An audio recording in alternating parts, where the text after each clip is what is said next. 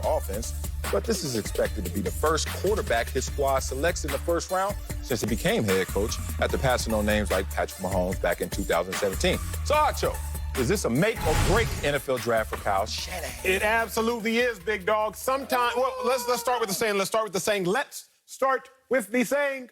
A wise man learns from others' mistakes. I am not a helping fool you. learns from his own. No, I heard a fool just only now. A fool learns from his own mistakes, while a wise man learns from the mistakes of others. Yes. Kyle Shanahan, he ain't got to start looking for all these other people's mistakes. What a mistake's at? What a mistake's at? What a mistake? No. Where they at? Just look at the mistakes of his pops. Mike. Oh, you brought Shanahan. up Papa? Mike Shanahan, 2012, trades a couple first-round picks. No big deal, just a couple first-round picks to draft a quarterback at number 2 behind Andrew Luck. A quarterback by the name of Robert Griffin. We come out to draft together. We played against each other in college. Robert Griffin was a phenom.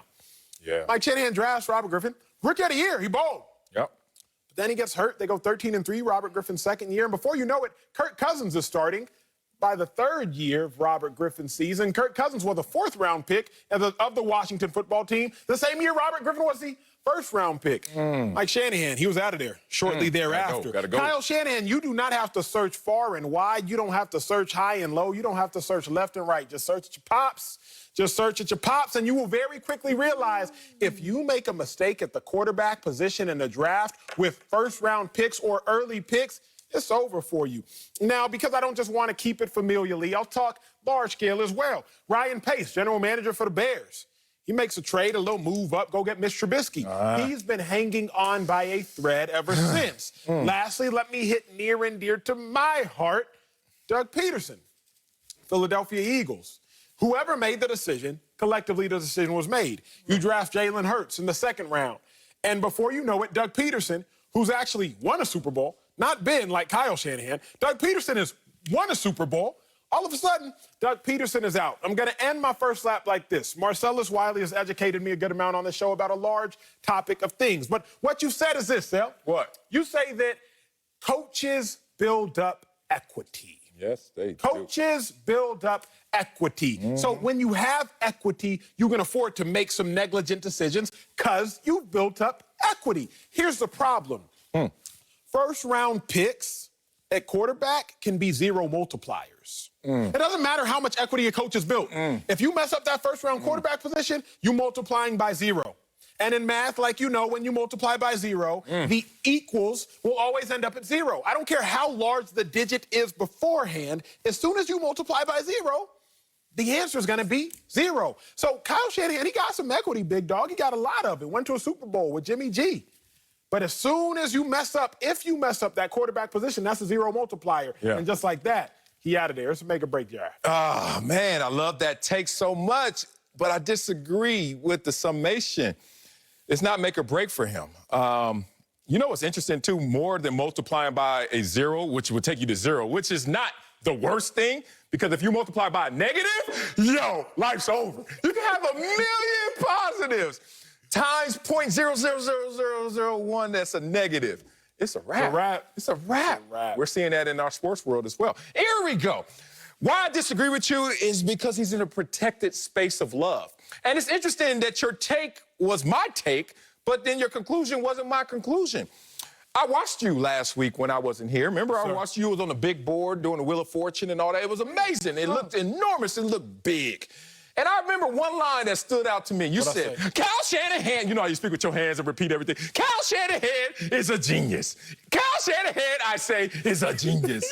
I was like, Now turn it back on. I need the ratings. But the point is, Acho, that was fast. Okay, he is in that space that others have echoed as you. He's a genius. I hear it all the time. I'm like, genius at what? Offensive coordinator? Okay, I'm not going to argue that, even though do most geniuses lose Super Bowls because of their play calling? Because that happened to him. Oh, the transition. No, he's a genius play caller as a head coach. With this is his record, 29-35 as a fourth-year head coach with only one winning season. And that one winning season is all because of Jimmy G. Because this team can't find its way without Jimmy G. Now, Jimmy G can't find his way and stay healthy, but when healthy, Jimmy G is the reason why there is a resurgence in 49ers football. So why Kyle Shanahan stays in this protected space. Like, to me, I'm looking at his job security, and it should be in the hospital on life support. It's not, big dog. It's in this protected space. It's on tour at C's Candies, getting flowers and love everywhere. Genius, genius, genius. A losing head coach who has some question marks as an offensive coordinator, despite inflating some guys, obviously, in terms of their resume. But Kyle Shanahan is not anywhere near a hot seat. So whatever happens with this decision, remember, he's sitting there, and you have a situation where they are in the Super Bowl 2 years ago. They are a team that has equity. They are a team that's not going to just rip it all apart just because of last year's injuries and this year a potential draft pick not hitting in year one. He's not in a make-or-break situation. Jimmy G's going to play this year. Mac Jones, whoever they draft, is going to be in a position where they watch. How does this make or break? Because, Sal, I think we have to fast forward our trains of thought. Okay. We have to honestly exclude the term hot seat from NFL anymore because I don't think the hot seat exists. Let's talk life. We've said this before. Back in the Gap, y'all, if you wanted to heat up some food, there was no oven. There was no microwave. Even prior to the Bunsen burner, you got to go grab some logs, start a fire, and you had to cook the food like such. But then came the Bunsen burner, and then came the stoves, and now we have a microwave, and things get cooked faster. Oh, yeah. In the NFL this day and age, bro, what we've realized is quarterbacks and head coaches, there aren't hot seats. You get struck by lightning. Oh. Because when you get struck by lightning, you don't realize it's coming. Even the microwave, as fast as it cooks, you still know it's cooking, and you hear the beep, and it's done.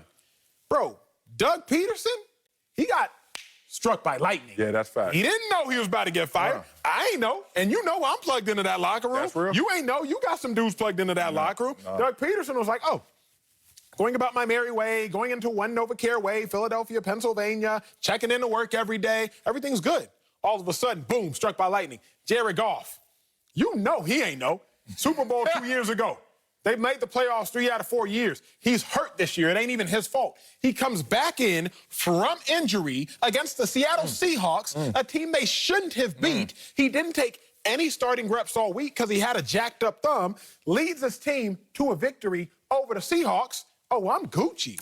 At least I'm safe for another season. Next thing you know, February rolls around, March rolls around, Jared Goff struck by lightning. So I don't know if Kyle Shanahan has to anticipate a hot seat. I think if he messes up this draft, he gonna get struck by lightning for all the reasons you said. 4-12 record, 6-10 record, 3-13 record, or 13-3 record, 6-10 record. He's a losing head coach. You can't be a losing head coach in this day and age of the NFL and expect to not get struck by lightning. That lightning strike gonna come. I love the lightning strike because that's real. That is the evolution of this game in terms of job security. You're right. They're not mutually exclusive, though. Like, some cats sitting there like, oh, I need this year. You can look at Matt Nagy. Let's just talk about that. You need this year, big dog. Let's just be real about that. It won't be lightning for him because we already see the heat underneath him in terms of his job security. Man, Kyle Shanahan. This one perturbs me a little bit because I only like things that are merit-based. I don't give a damn. I don't want to hear about what my daddy was, soul. Like, my son, he better go get it. Now, daddy's here as a safety net, but you better walk that high wire, brother. And Kyle Shanahan, I don't know if he's walking the high wire like everyone is advertising. His record as a head coach, I repeat, he has a losing overall record. With Jimmy G starting, 22-8. Okay, when there's no Jimmy G, he has any other quarterback as an option. 7 wins, 27 losses. Come on, big dog. I thought he was a genius. You said that last week on Wheel of Fortune. Okay, let's talk about this situation. 49ers have finished last in the division twice and third once in 4 seasons with Kyle Shanahan. They have only made the playoffs once in the 4 seasons, and they've been bottom half of the league in points per game in 3 of the 4 seasons. Genius? You talking about lightning? Forget lightning. Let's start up with the hot seat right now because this is a situation where Kyle Shanahan should be under that microscope in that hot seat. But it just seems like a lot of people out there are protecting him for other reasons. So let me ask you this. You're saying Kyle Shanahan is safe in large part because if he was in danger, he would have already been out. Look, if you read all this, if you've been watching Other than the fact that you're like, well, they're hurt. Well, injuries is not enough of an excuse